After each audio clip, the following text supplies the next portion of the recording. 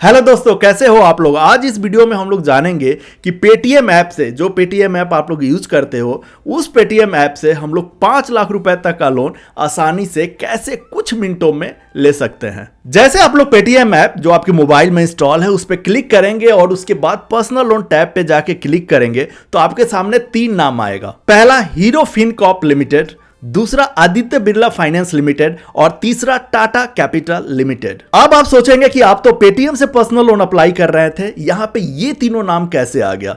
तो पेटीएम कोई personal loan नहीं प्रोवाइड कराता, वो जस्ट एक फैसिलिटेटर है। तो पेटीएम का पार्टनरशिप इन 3 एनबीएफसी के साथ है जो आपको पर्सनल लोन प्रोवाइड करते हैं। तो यहां सबसे बड़ी समझने वाली बात है कि अगर आप पेटीएम से पर्सनल लोन अप्लाई करते हैं तो भी आप इन तीनों एनबीएफसी में किसी एक से आप पर्सनल लोन लेंगे, और अगर आप चाहें तो इन तीनों एनबीएफसी के साइट पे जाके या इनके ऐप पे जाके आप पर्सनल लोन इनसे डायरेक्ट भी अप्लाई कर सकते हैं और वहां से भी आपको आसानी से पर्सनल लोन मिल सकता है। चलिए, ये तो पहली बात हो गई। तो चलिए, पेटीएम से ही सही अगर इन तीनों एनबीएफसी में किसी एक से अगर हमें पर्सनल लोन लेना पड़े तो हमें कितना इंटरेस्ट रेट देना पड़ेगा। तो हीरो फिनकॉर्प लिमिटेड अपने वेबसाइट पे बताता है कि वो पर्सनल लोन पे मैक्सिमम 25% इंटरेस्ट रेट चार्ज करता है और मिनिमम का कोई जिक्र उसके वेबसाइट पे नहीं है। तो यहां से अगर आप पर्सनल लोन लेते हैं तो एज पर इसके वेबसाइट आप मैक्सिमम 25% ही आपको इंटरेस्ट देना पड़ेगा पर्सनल लोन पे। आदित्य बिरला फाइनेंस लिमिटेड अपने वेबसाइट पे ऐसा कोई डिक्लेरेशन नहीं दिया है कि वो कितना इंटरेस्ट चार्ज करेगा आपको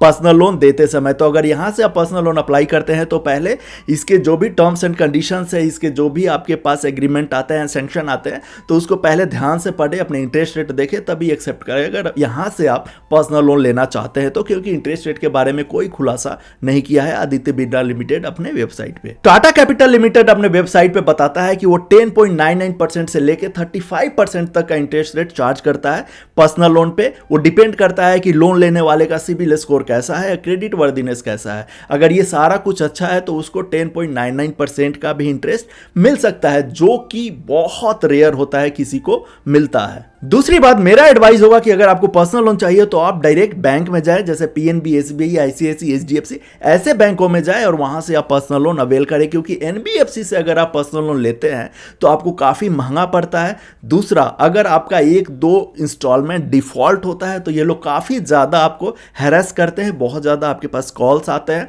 और अगर 2-3 लगातार आपका ईएमआई बाउंस कर जाता है तो आपके घर ये लोग बाउंसर भी भेज सकते हैं। और ये सब चीज मैं इसलिए आपको बता रहा हूं कि यहां पेटीएम एक बहुत बड़ा ब्लंडर खुलासा करता है।